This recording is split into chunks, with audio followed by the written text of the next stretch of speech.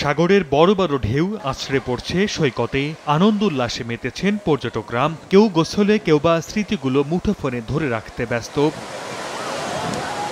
পর্যটকদের ভিড় বেড়েছে কুয়াকাটার সমুদ্র সৈকতে। একই সঙ্গে কর্মচাঞ্চল্য হয়ে উঠেছে সৈকত সংলগ্ন হোটেল মোটেল সহ অন্যান্য ব্যবসা প্রতিষ্ঠান। গত এক মাসের বেশি সময় রাজনৈতিক অস্থিরতা কাটিয়ে যেন প্রাণ ফিরেছে প্রতিটি স্পটে।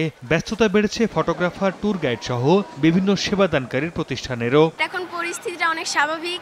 আমরা কুয়াকাটা ঘুরতে আসছি, অনেক ভালো লাগতেছে। পর্যটক আশা ধরছে, সবারই আয় রুজির ব্যবস্থা হয়েছে। বর্তমানে কিছু লোকজন আসতেছে, আলহামদুলিল্লাহ বেচাকেনা ভালো হইতেছে।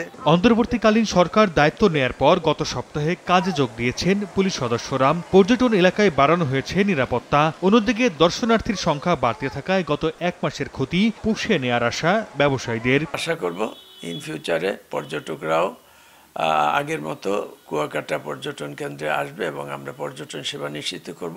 অর্ধেক পাউডারে দ্বিগুণ উজ্জ্বলতা, নতুন রিন অ্যাডভান্সড অর্ধেক পাউডারে দ্বিগুণ উজ্জ্বলতা।